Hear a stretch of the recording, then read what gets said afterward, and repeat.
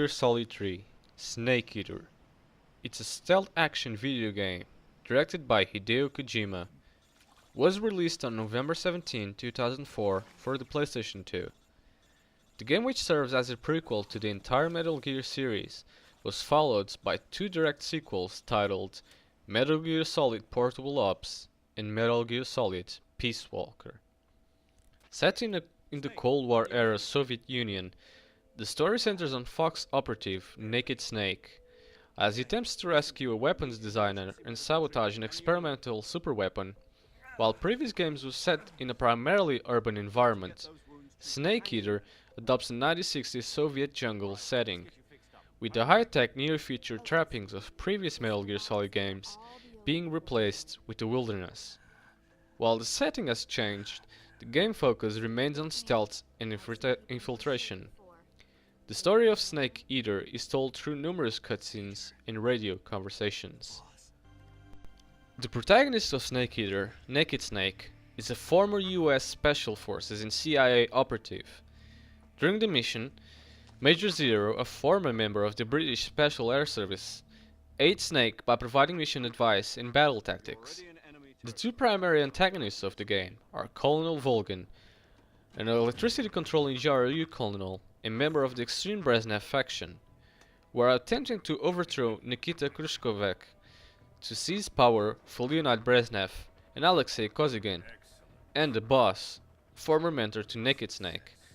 Cobra Unit, a special forces unit led by the boss, is composed of the End, a vulnerable expert sniper credited as the father of modern sniping, the Fear, who has supernatural flexibility and agility, the Fury, a disfigured former cosmonaut armed with a flamethrower and a jetpack, the Pain, who can control hornets to both defend himself and attack his enemies, and the Sorrow, the spirit of a deceased medium. Other characters include Sokolov, a rocket scientist whom Snake must rescue, Eva, Snake's love interest, and American defector and KGB agents sent to assist him, and a young Ocelot commander of the elite Ocelot units within Volgin's GRU. Escape.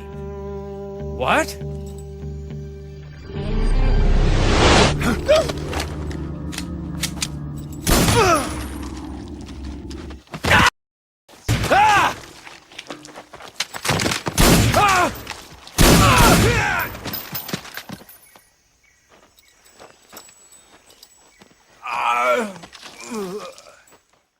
Having detected the US aircraft, which deployed Snake flying over Soviet soil, the Soviet Union declares the United States responsible for the nuclear attack, tipping both nations to the edge of a nuclear war.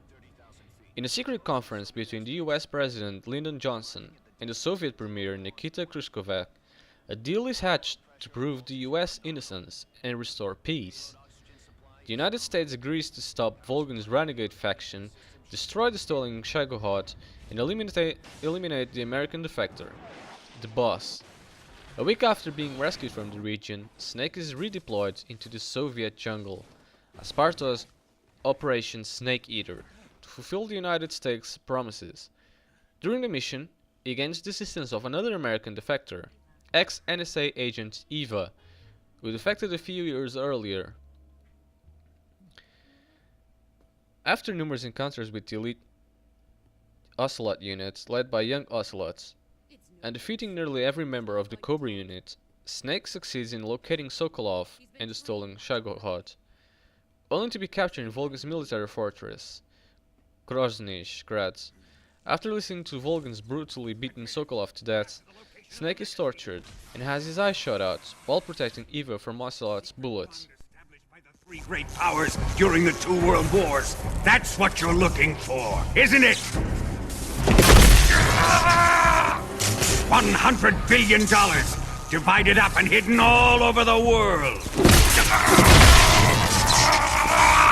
And you're looking for a record of where all that money is hidden, right?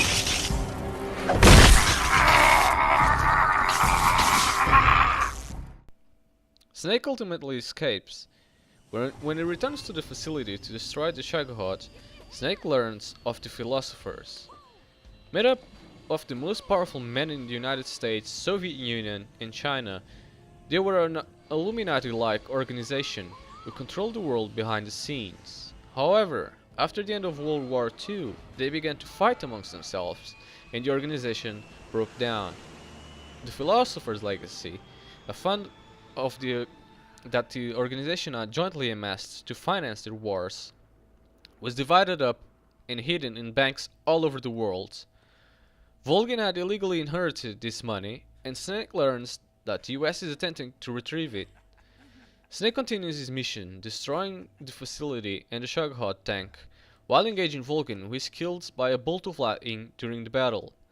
Snake and Eva travel to a lake, where a WIG ground effect vehicle is hidden. Before they use it to escape the region, Snake confronts his old mentor, the boss, who he must kill to complete his mission. After an emotional battle, Snake overcomes his feelings and defeats her. He and Eva escape to Alaska and spend the night together. During the night, Eva disappears and leaves behind a tape revealing herself to be a Chinese spy sent to steal the Philosopher's Legacy for China. The tape continues, and Eva reveals that the boss did not defect to the Soviet Union. Rather, she was under orders to pretend to defect so she could infiltrate Volgin's ranks and find the location of the legacy, which could be brought back to America. The final part of her mission was to sacrifice her honor and die at the hands of Snake, under the guise of a traitor, to prove the US's innocence in Volgin's nuclear attack from the beginning of the game. As Eva is explaining this, Snake is awarded the title of Big Boss and given the Distinguished Service Cross for his efforts before an enthusiastic crowd. However, Snake has become so distraught and demoralized after Eva's revelation that he leaves almost immediately after getting his medal, hardly acknowledging Major Zero, paramedic, and Sergeant. Later he arrives at an anonymous grave. The boss is just one of the thousands located in the Arlington National Cemetery. Laying down the boss gun and a bouquet of lilies upon the nameless gravestone, he scans the endless rows before him, salutes, and sheds a single tear. After the credits rolls, Ocelot is heard talking to the CIA director on the telephone. Ocelot informs him that the microfilm stolen by Eva was a fake, and that half of the Philosopher's Legacy is now in America's hands. It transpires that Ocelot has been triple-crossing everyone from the very beginning. He then reveals that he is in fact Adam, and he has been working for the CIA all this time.